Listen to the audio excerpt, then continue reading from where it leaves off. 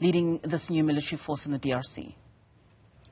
One of the task is to basically to stop the M23 and stop the advancements of these rebel groups. So with force actually go in and assist the local security forces in stabilizing the situation by also taking on some of these rebel groups, and again primarily the M23, but also later on the ADF, which is an Islamist organization in the northeast corner of the Ituri, and some of the other rebel groups operating in the Ituri, and there's of course also in the FDLR as well. The problem, of course, is the whole regional dimension to this, because Rwanda and Uganda are involved in the conflict, also directly or indirectly. Burundi is also, and which of course make it more complicated, because if we want to be quite blunt about it, the alleged connection between Rwanda and the M23 are quite strong, and which means that you basically also,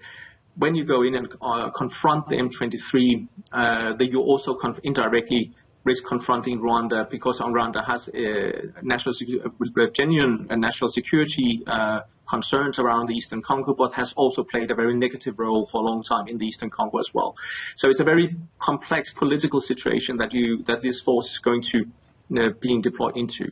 Another task of the new static force, DRC, is also for training. And again, one could say that the SANDF has done that before. I've been involved in bilateral training in the DRC, and I'm very experienced in doing it. And there's been also, as part of the UN force, has been deployed in that area for a long time, so they know the area.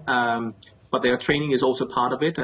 One of the problems, of course, being that training of the FRDC, the Congolese army, it has improved the capacity of the force, but it's limited what the effect has been on the ground of this force, which are still very indisciplined and not very military, in military terms, very professional.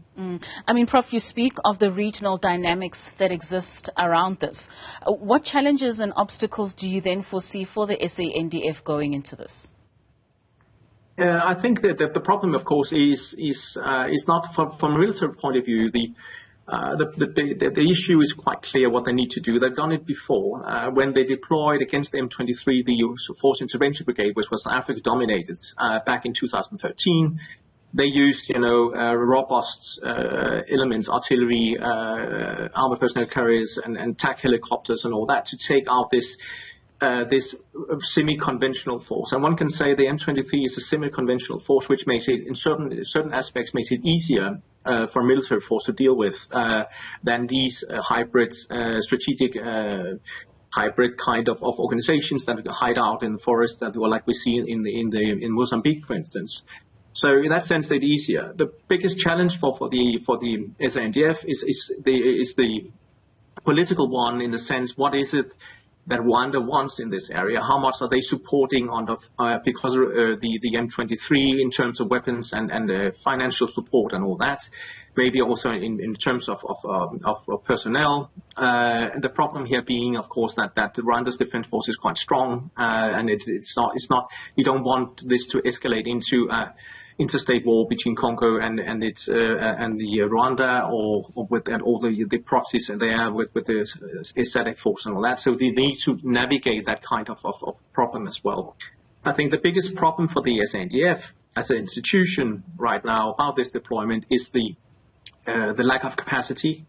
The SANDF is way overstretched, and the political level in South Africa, and especially the South African government, needs to critically have a look of what is it that they're committing them to. And why I'm saying this is that the complex military and robust military operations like this needs logistical air support, both in, for instance, C-130s transport aircrafts. South Africa only got one available at the moment. You need one that can actually fly in supplies for the force, but also you need one in mission that can actually go in and do drops. We need air cover in forms of attack helicopter, transport helicopters. South Africa has very limited numbers available at the moment due to lack of maintenance and lack of financing for keeping them operational.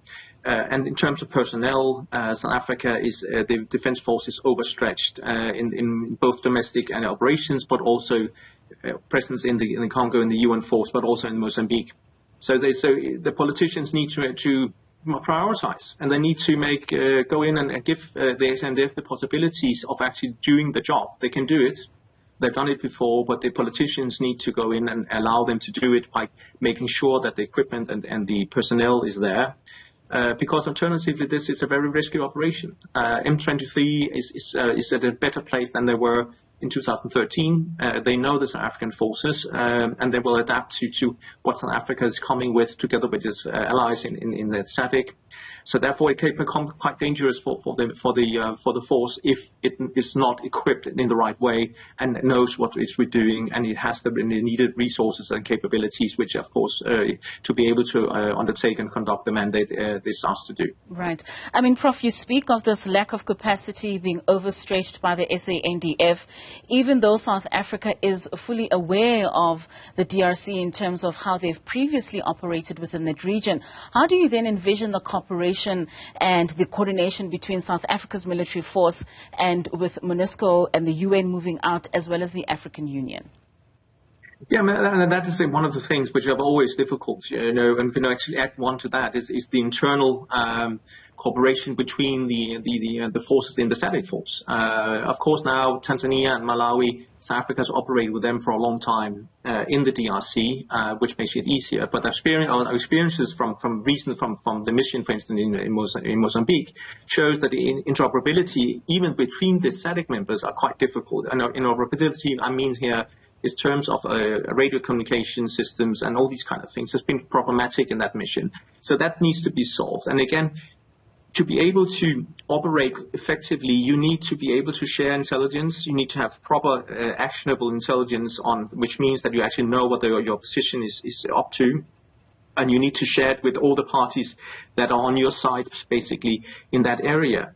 So you need very effective coordination mechanisms that make sure that this will actually happen and take place in theater. And the problem, of course, is that the Congolese army, looking back at history, like with many other armies, you cannot necessarily trust them. So if you share intelligence with a local partner, it's not sure that quite often this will be leaked to someone else, which means that you cannot, when you go into an operation and you prepare an operation, you cannot give your partners in theater, you cannot share your information with them before going into that operation, which makes it quite difficult. So all these kind of challenges will be there. And then you have, as you say, you have a UN force which, yes, they tried to stop M23. They have a new commander which is more inclined to use force and all that. But they have shown previously that some of the contingents in that UN mission has not been willing to actually use robots means in the attempt to try to stop the rebel groups. And so it's a very complex scenario you're moving into. And then we haven't even talked about private security, which also is a factor, that we have private security companies being deployed, or even mercenaries being deployed into this area as well. So that's actually that's also makes it more even more problematic and more complicated. Most certainly. Thank you so much, Prof, for your insights this afternoon. Certainly one to look out for with regards to the SANDF, a complex mission, as you say. Thank you for those insights. That's Professor Thomas Mandrup from the Security Institute for Governance and Leadership at the Stellenbosch University.